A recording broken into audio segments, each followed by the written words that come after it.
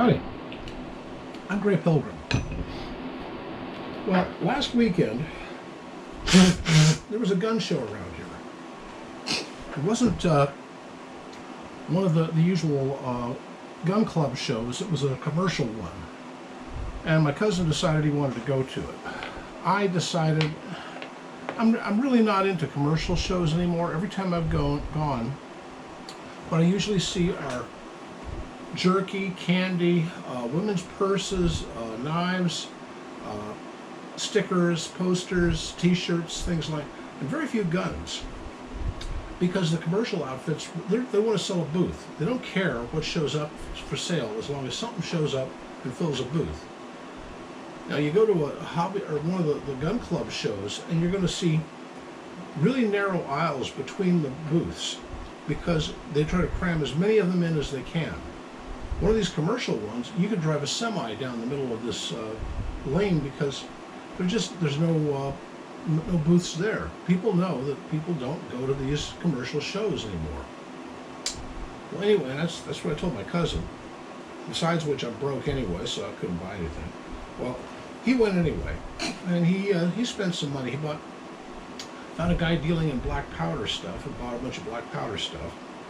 And then he found a fellow who's selling some reloadable brass and 12 gauge hulls and 10 gauge stuff, things like that.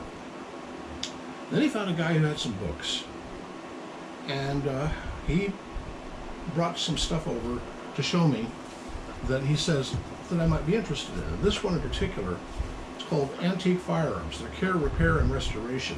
And the picture on the cover is a beautiful old ring hammer, or ring trigger, looks like a Hopkins and Allen, but it's got a ring trigger on it. I would love something like that.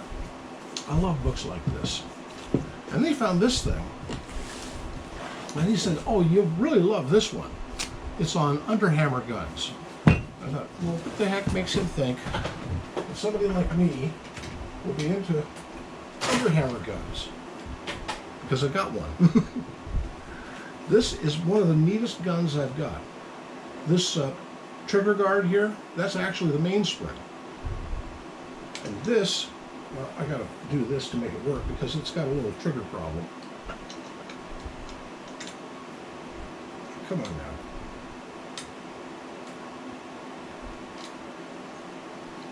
Well, I'm gonna fix that.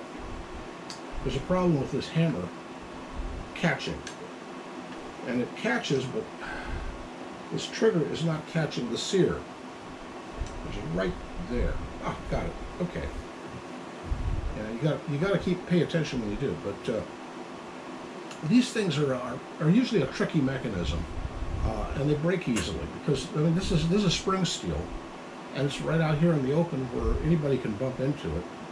But it's such a light design, and it's just perfect, you know, for a quick shot. And what is this, about a, oh, I don't know, about a 30 caliber, I'd say. But you can take a deer with one of these.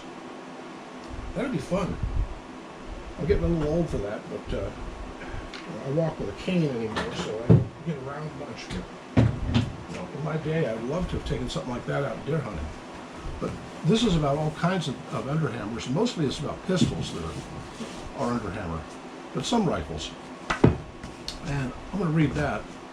But the real thing he got was this.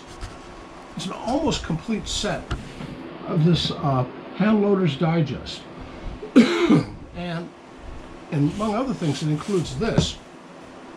So this is, yeah, the 1962 first annual edition. This is the first one. And the prices in here are to die for. But some of the things they offer are just interesting, and the articles are just fascinating. And I mean, there's a Hollywood press for $187.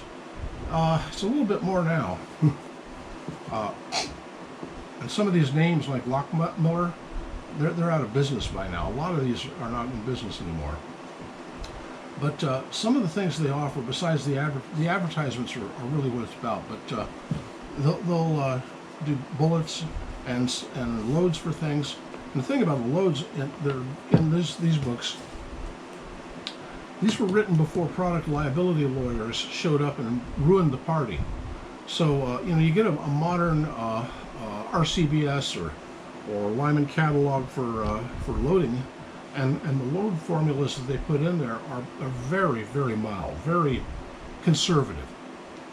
These ones are hot, and you could, you know, if you have some older powder, you want an older manual so that you can look it up and see what powder is, what the charge recommended is.